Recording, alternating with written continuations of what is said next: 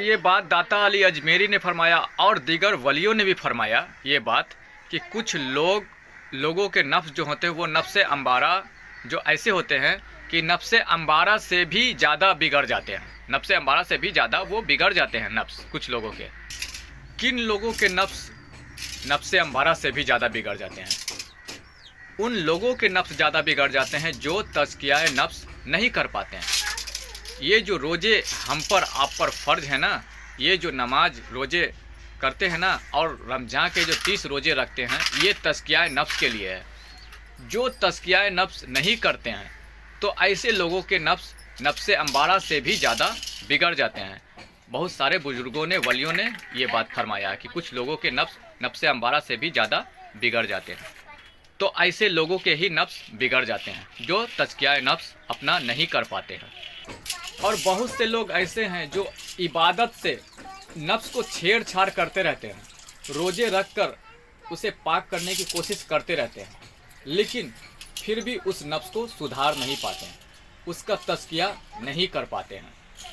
यानी कि नफ्स अम्बारा को सुधार कर उसे पाक करके उसे इंसान की उस कुत्ते के शक्ल जैसे नफ्स को इंसानी शक्ल में नहीं ला पाते हैं उसे सुधार कर, तो उनका नफ्स बिगड़ जाता है। नफ्स अम्बारा से भी ज़्यादा हैवानियत तारी हो जाता है, वो और भी ज़्यादा बिगड़ जाता है उनका नफ्स।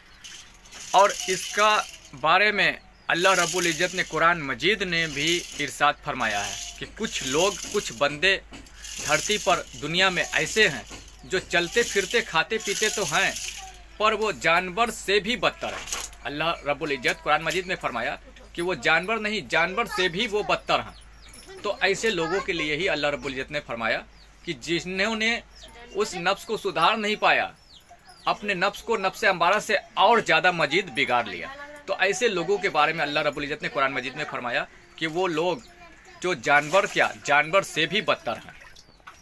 तो इस नफ्स के बारे में हज़रत सखी सुल्तान बाहू रहमतुल्लाह अलैह फरमाते हैं कि अगर एक मिसाल दिया कि अगर सांप बिल में छुपा है, अगर तुम डंडे ऊपर मारोगे तो वो बिगड़ जाएगा, वो छिड़ जाएगा, बल्कि और वो ख़तरनाक हो जाएगा, हो सकता है कि तुमको हलाक भी कर दे। तो अगर सांप को मारना है तो डंडे उसके बिल में मारो, बाहर डंडे मत मारो, उसके बिल में मारो। ये मिसाल हज़रत सखी सुल्तान बाहू रहमतुल्लाह अलैह ने दिया कि सांप को मारना है तो डंडे उसके बिल में मारो। इसी तरह से नफ्स है, वो हमारे अंदर है।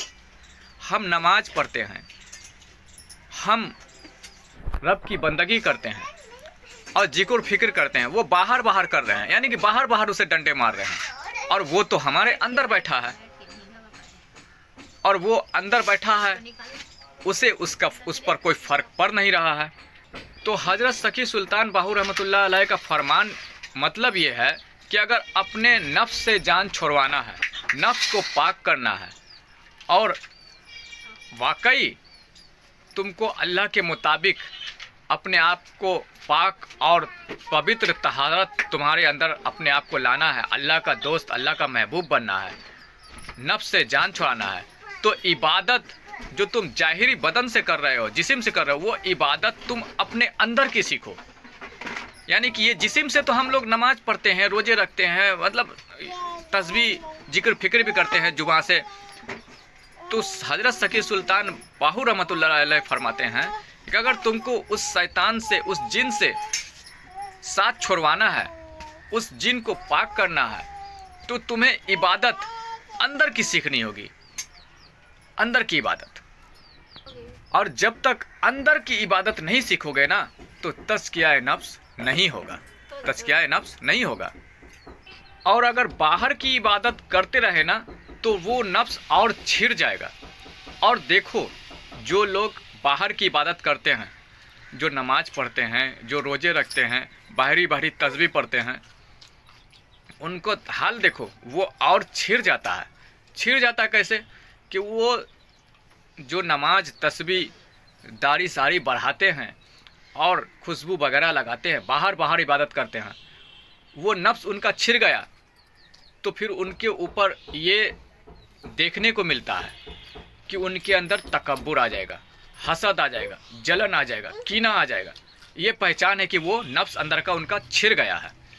तकब्बुर आ गया, उसके अंदर अहंकार इतना आ जाता है कि वो खुद को कुछ आला मकाम पे बिठा देता है और खुद को एक बड़ा कामिल और कामिल अकमल हस्ती समझ बैठता है और कहता है कि मुझे अब किसी की ज़रूरत नहीं है, मैं आला तरीन हस्ती हूँ। और इतना बिगड़ जाता है कि किसी बेनमाजी को भी अगर देख लेता है ना, किसी बेइबादत वाले को भी देख लेता है ना, तो उसे भी हिकारत की नज़र से देखता है। इतना तकब्बुर अहंकार उसके अंदर आ जाता है। तो वो नफ्स छिड़ गया। बाहर से इबादत करने की वजह से तुम्हें लोगों ने सलाम किया, थोड़ा तकब्बुर आया। तुम्हें लोगों ने गले से लगाया, तुम्हारे अंदर और तकब्बुर आया। तुम्हें लोगों ने अगर जुबान से कह दिया कि तुम्हारे पे नूर झलक रहा है, तुम तो हमें बुजुर्ग या वली दिख रहे हो, तो और तकब्बुर आया। तो ये छिड़ गया वो नफ्स जो है, उसका बाहर से करने की वजह से वो नफ्स छिड़ गया। और इतना तकब्बुर आ गया कि एक रोज़ ऐसा आया कि किसी बेनमाजी को देखा तो हिकारत की नज़र से देखा, और हिकारत की नज़र से देखा और बड़ी ही हिकारत की नज़र से देखा। इसके वजह से वो भूल गया कि तकब्बुर अजाजील राखार, तकब्बुर अहंकार अजाजील का, इब्लीस का काम है, शैतान का काम है। तो इस तरह से बाहर से इबादत करने की वजह से वो छिड़ जाता है, वो नफ्स और बिगड़ जाता है। तो इसके लिए चाहिए कि अंदर की इबादत सीखो। अगर उसको सुधारना है तो अंदर की इबादत सीखो। जो लोग बाहर से डंडे मारते हैं, बाहर से इबादत करते हैं, वो लोग थोड़ी सी इबादत करने की वजह से वो लोग मुतकब्बिर हो जाते हैं और तकब्बुर करने लग जाते हैं, और इस तरह से बेनमाजी को वो काफिर भी समझने लग जाते हैं। और ऐसा वक्त भी आता है कि वो एक रोज़ बहुत बड़े जालिम भी हो जाते हैं, क्योंकि वो बाहर से जो भी कर रहे हैं अमल, लेकिन अंदर से नहीं कर रहे हैं। वो नफ्स छिड़ गया तो वो और भी बहुत बड़े और बहुत ज़्यादा जालिम भी हो जाते हैं ऐसे लोग। तो 100 बातों का एक बात है कि जिसकी बंदगी, जिसका इबादत अंदर से ना हो, उसके नफ्स बिगड़ जाते हैं। और ये बात भी जान लो कि जिसका नफ्स जिस शकल का होता है, उसकी आदतें भी वैसी होती है। जो नफ्स जिस शकल का होता है, उसकी आदतें भी वैसी होती है। कि नफ्स के मतलब यहाँ तो 4 दर्जात है ना। पहला तो शकल उसका कुत्ते की तरह है, जब उसके में तहारत आती है, पाकीज़गी आती है, उसका तज़किया होता है तो बकरे का रूप ले लेता है, फिर वो गाय का सूरत भी ले लेता है, फिर वो ऊँट का सूरत भी ले लेता है। तो कहने का मतलब ये है कि जिसका नफ्स जिस शकल का होता है, उसके अंदर उसकी आदतें भी वैसी ही होती है। और जिसका नफ्स ज़्यादा बिगड़ जाता है, जिसका नफ्स ज़्यादा बिगड़ जाता है, जो सांप का सूरत शकल इख्तियार कर लेता है, सांप के शकल का होता है, तो वो लोग बड़े जालिम होते हैं। मतलब उसके अंदर आदतें भी उसी की जैसा, फितरत भी उसी की जैसा आ जाती है, और वो लोग बड़े ही जालिम होते हैं। वो लोग किसी को भी डस सकते हैं, किसी को भी नुकसान पहुंचाने का हुनर रखते हैं, नुकसान पहुंचा सकते हैं। और वो लोग दिल के सख्त होते हैं, वो किसी वक्त भी डस सकते हैं, मतलब आपको चोट पहुंचा सकते हैं, वो जिभा भी कर सकते हैं, वो किसी को मार भी सकते हैं। तो वो लोग के दिल इतने सख्त होते हैं कि वो किसी को मार भी सकते हैं। और ऐसा भाई होता है कि कितने ने कितनों का खून बहाया, मार दिया, जायदाद के लालच में, हसद के लालच में, जलन के लालच में। और ऐसे लोग आपको कीड़े मकोड़े के बराबर भी नहीं समझेंगे, आपको राउंड डालेंगे, मतलब पीस डालेंगे। ऐसे लोग भी होते हैं जिनका नफ्स बिगड़ जाता है, और जिसका नफ्स जिस सूरत का होता है, उसकी आदत फितरत भी उसी के अनुकूल होती है। तो ये रोज़े नमाज जो है, उसी नफ्स को तहारत पहुंचाने के लिए, उसका तज़किया करने के लिए है। और ख़ासकर रमज़ान के रोज़े जो 30 रोज़े हैं, उसी नफ्स की तज़किया करने के लिए है।